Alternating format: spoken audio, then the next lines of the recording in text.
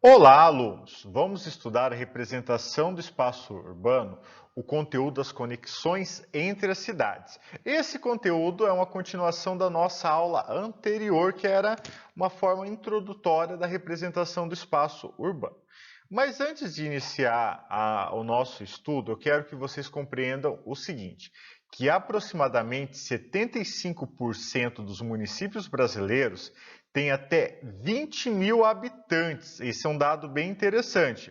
Ou seja, a maioria das cidades brasileiras são pequenas. No entanto, menos de 20% da população do país vivem nessas cidades, que é um outro dado bem significativo. Isso significa que a maior parte da população brasileira vive concentrada nas cidades médias e grandes. A vida de quem mora em uma cidade pequena está bastante conectada com as cidades maiores, que possuem uma oferta de serviços básicos de saúde, educação, lazer, entre outros.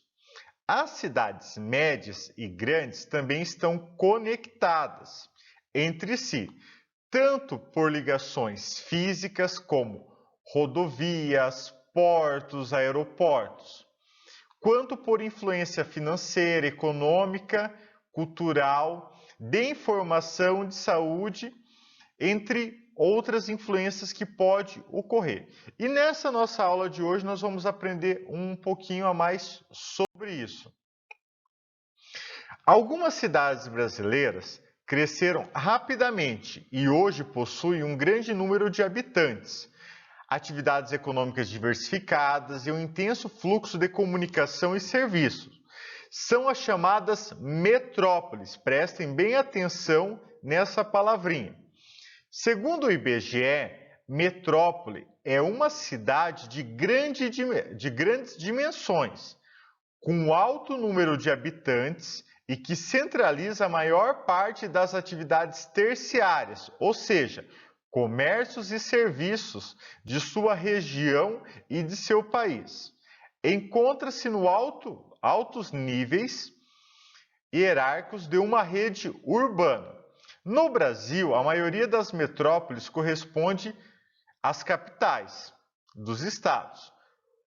No entorno das metrópoles, agrupam-se vários municípios, formando uma região metropolitana.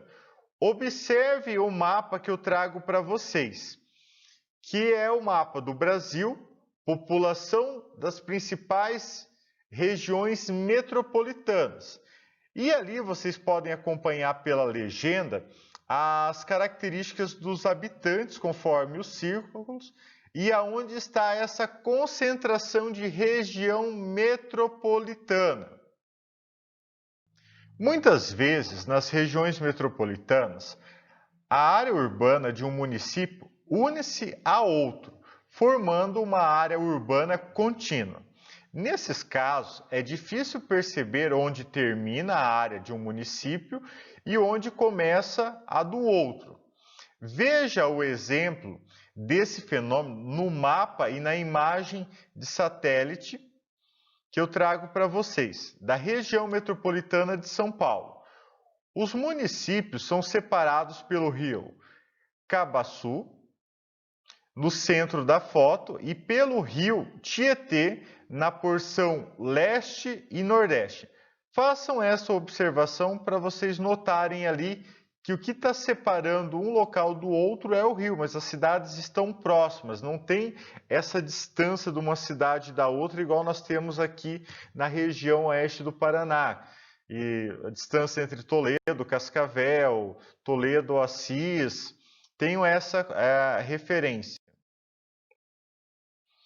As regiões metropolitanas do Brasil foram instituídas por meio de uma lei complementar federal número 14, de 8 de junho de 1973, na qual foram estabelecidas 8 regiões metropolitanas.